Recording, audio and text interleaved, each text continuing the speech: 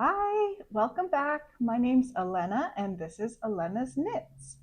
I'm filming this on a rainy Saturday, um, and I hope you can't hear it too much, but there's a lot of like road noise outside, cars going by, and splashing. I am trying to use this microphone that allegedly connects to my phone, but honestly, I don't know if it works at all, and I can't figure out how to make it work. So maybe it's just making me feel better. Who knows? But yeah, anyways, welcome back. Today, I'm hoping to do a few things, but first, I will talk about what I'm wearing. So once again, this is the April cardigan by Petite Knit, and it is knit up in, sorry, my buttons are bumping off the table and making some noise. Um, it is knit in Sandnesgarn Sunday and Tin Silk Mohair. I should learn how to pronounce that word tin, Tynn. Karen Marie, help me out. Or I'll just Google it. Anyways, yeah, so I've worn this a lot. We had some summer weather this week, and now we're back to spring. Rainy, kind of 9 degrees Celsius. Is that what it is? It's around that, 6 to 9. Um, so yeah, still long sleeve mohair kind of weather. I have some updates. So I'm very, very close to being done. Oh, sorry, before I put this away, I wanted to give an update. When I was going to Knit City, I said I wanted to find something to work as a charm on my traveler's notebook. And I had gotten some beautiful buttons from, I think they're called the Woodlot. But the hole on the buttons was too small for the elastic to go through. So I used one from my stash. It is a mother of pearl button I got from a Kim Hargreaves kit once upon a time. Um, yeah, so that works. It's pretty and it's very me. Um, Not that I'm saying I'm pretty, but I'm just like, it's crafty. It's like sweater adjacent. Not that I'm saying I'm not pretty. You don't need to comment on that. Anyways, yeah, so I'm almost done my socks. I have one finished sock. I just have to sew in the ends. Things went pretty quick once I got to the leg. Once again, these are the 2 at a time toe up socks I've been working on.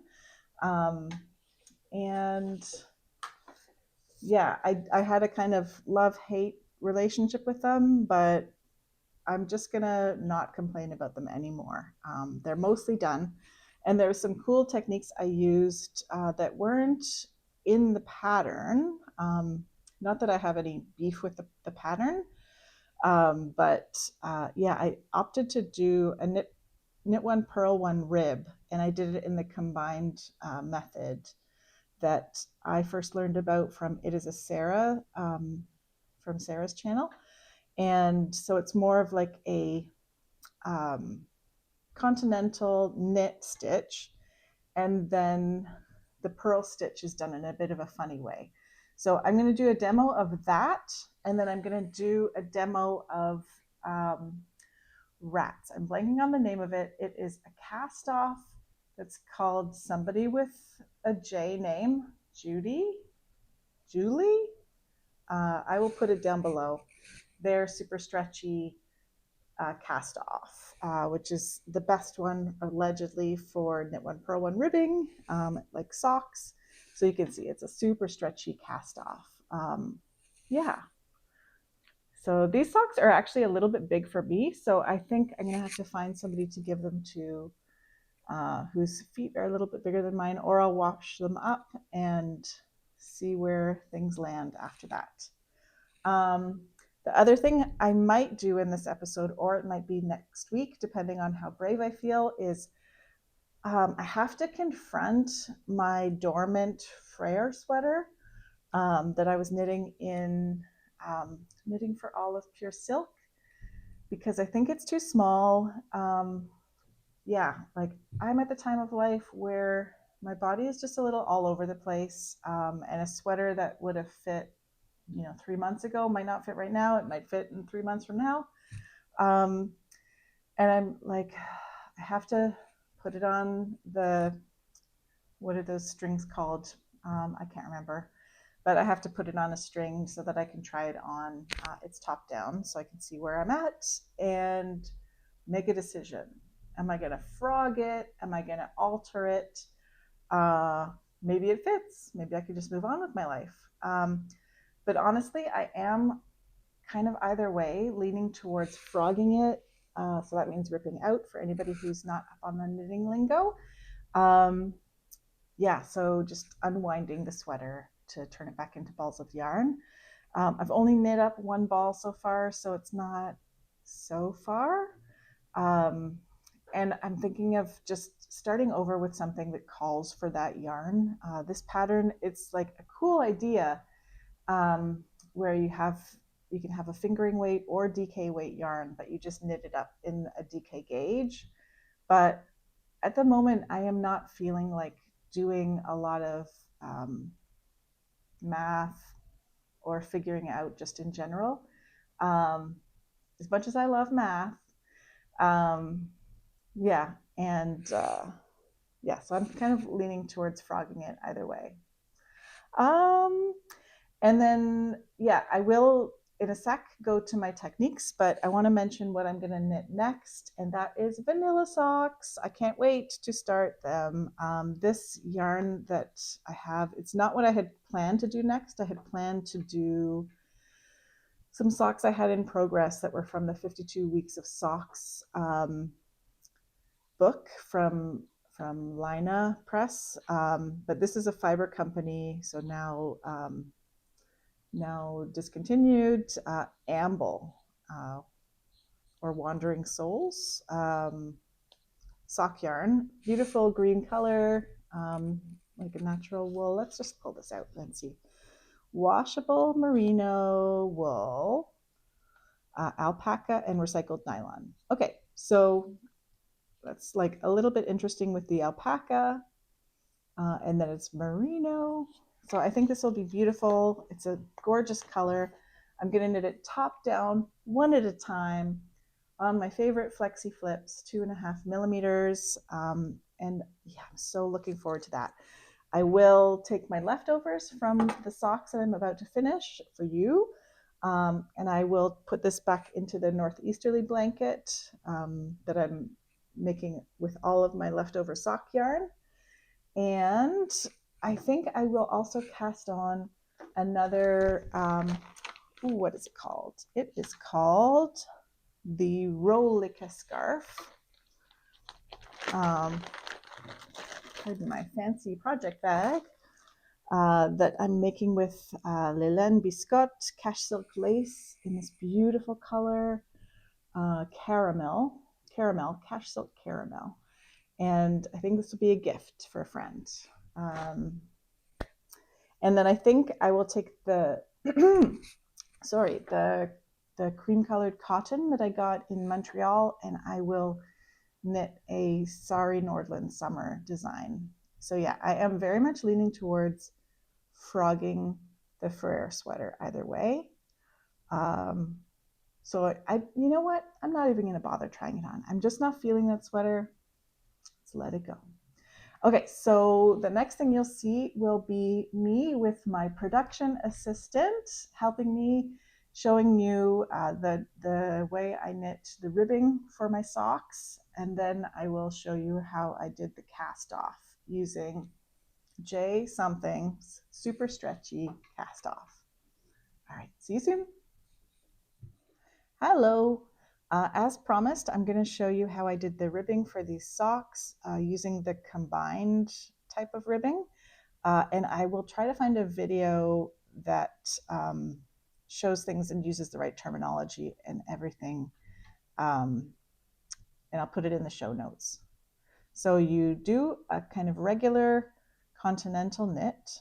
So it's, same as a knit stitch, except that the yarn is in your left hand, just sort of looped over your index finger.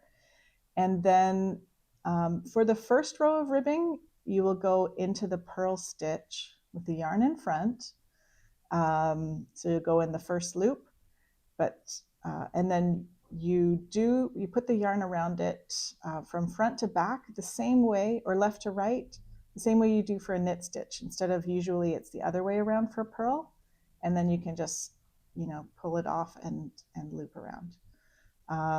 So yeah, knit, and then the difference is for the purl stitch, you put the yarn, oh my gosh, it's still awkward for me to keep the yarn tight for continental. Yeah, so you put it around the knit way, but it looks like a purl instead of a knit because you've got the yarn in front, etc. So, and then you knit, and then you purl. I also experimented with using the Norwegian purl that I learned from Arna and Carlos from one of their videos with Kate from the last Homely House. But here, I'll show you that one if I can remember. Yeah, you go in purlwise, then you go to the back, and you put the yarn around. Oh Lord, my fingers. And then you come to the front and you go through. So I'm sure if I did that for years and years, I would get fast, but this is much faster, and I think it's tidier too. One thing to note is after the first row, your purl stitches will be twisted, and so then you'll go into the back of the purl stitch after the first one. These ones I've ripped back actually, so they're not twisted right now, but it would be like that. Oops, that's a little messy. Let's fix that one. And we go into the front and boop. Good. And I've done this row. And now I can show you how I did the cast off. And you know what? I still haven't looked up who that person whose name begins with a J, who does the super stretchy cast off. So I'll put it again down below. But how this cast off works. How's your hand there, kiddo? Getting tired? We'll take a break and then we'll come back with the cast off. See you soon. Bye. Hey, welcome back again. So we just took a little break to rest our hands. And the advantage of that is that I could look up this cast off, and it is called Jenny's Surprisingly Stretchy Cast Off. Jenny spelled Jeny. And again, I'll put a link down below. So with this cast off, I find it looks best if you knit it from the wrong side. So yeah, this was when I knit it from the wrong side. And then this is what it would look like if I'd knit it from the right side. So I don't know, it's personal preference. Neither side is ugly, but this one has more of a purl bump, whereas this one has less of a purl bump. Anyways, so I'm going to start knitting it the same way I did before. So I'm going to do this English style, unlike what I was just doing for my ribbing. So you knit the first stitch. Yeah, knit the first stitch normally. And then you bring the yarn to the front and then around when you're going to do a purl. So you have an extra stitch that you've just made as if you're doing some lace knitting. Then you pass that stitch you just created over from right to left, and then you do the same for the other one. Now you've got one stitch. Then when you're going to do the next knit stitch, you can just leave the yarn in the front and then now have to knit it into the back. And then knit that, and now you see again we have two stitches, and now we have one. And then again you wrap it and do your purl, and so on and so forth until you're done. The only awkward thing is, see, I'm doing magic loop here. When you get to the end of the first needle, then you just need to slip that stitch around to join its buddies over here and keep going. So now with the magic of YouTube, I will join you again with my socks done.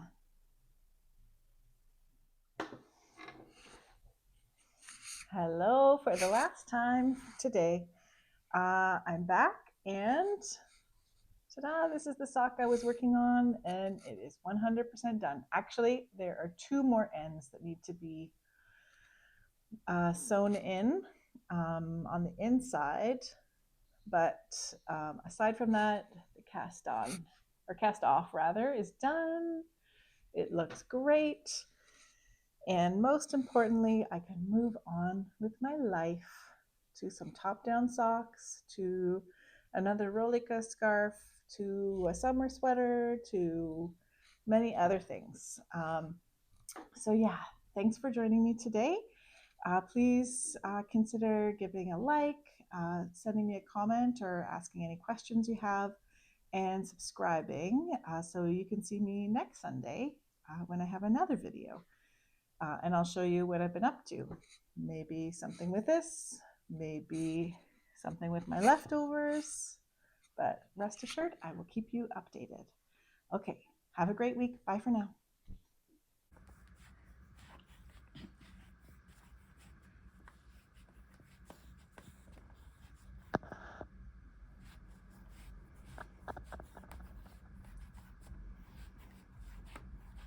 Be gentle with it, honey. Just not too tight.